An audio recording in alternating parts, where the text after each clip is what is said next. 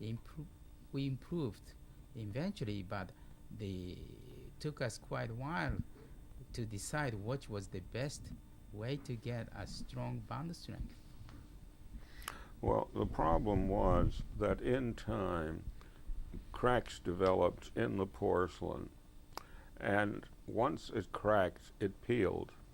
Didn't matter how the coefficients were matched. If there was a crack for any reason, there was peeling.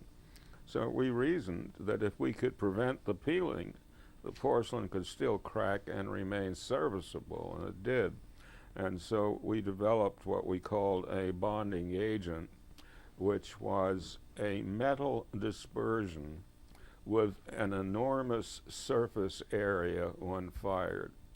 And so the metal dispersion alloyed with the basis metal, and the enormous porous surface area anchored to the porcelain, and the net result was that the porcelain was bonded to the metal, and the bonding agent was metallurgically bound to the supporting metal and physically bound to the porcelain, which seeped into this enormous area and locked in mechanically. It was not a chemical bond, it was a mechanical bond. Right. In that time, did you accept, did you, number 5? The question is, what did I expect to happen from this great invention? And the answer is nothing. The only thing I really expected was that we'd be able to date and eventually get married, and that's what happened. So actually, the whole procedure is born by the love, because you try to help your girlfriend, Jerry. Yeah. And Jerry was working so late every day and struggled with her everyday's laboratory work. Right. So you try very hard to help Jerry, right? Yeah. So that really helped your research. Well, yeah. Motivated. I mean, that's an idealized version, but there are practical aspects of it. First, I used to hang around in spare time, and then gradually, as I realized the extent of the problem, it was not a spare time problem. First, it involved actual observation of tooth preparation, of the way the ceramic laboratory functioned, and then it involved ideas. And me and the Weinstein brothers used to kick it around day and night. And finally we decided, look, we don't know everything, let's go to somebody who does. So we made an appointment to go up to visit with Corning. And Corning at that time had the greatest glass technology in the world. I don't think anybody knew more about glass than Corning did.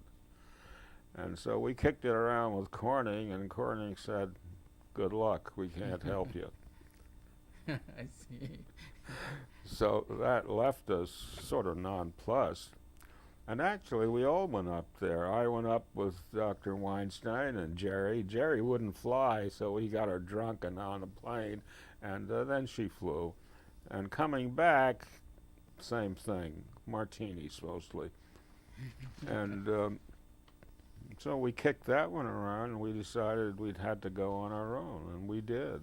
We consulted with everybody. We consulted with metal manufacturers, porcelain manufacturers, and they all said, forget it.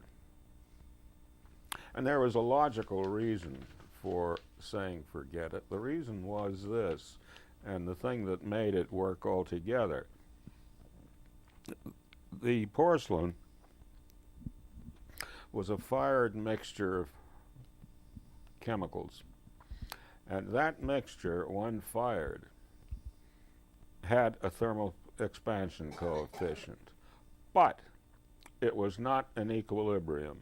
The net result was that if you continued to fire it and fire it and fire it, it came to equilibrium.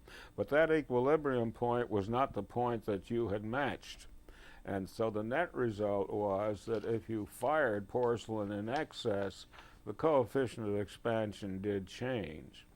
But we found that the equilibrium point was so far away that for most practical purposes, the porcelain remained in calibration during the application process, and the process worked. Theoretically, it shouldn't work, but actually it did, and it did because the achievement of an equilibrium thermal expansion for that particular glass composition was so far away from the conditions under which you applied it that to practical effect, and that goes even today, it didn't matter.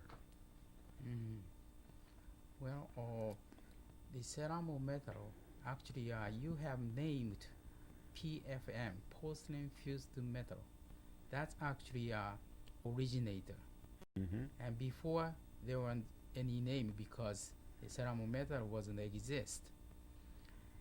And There were many attempts, but there were none that resulted in anything practical.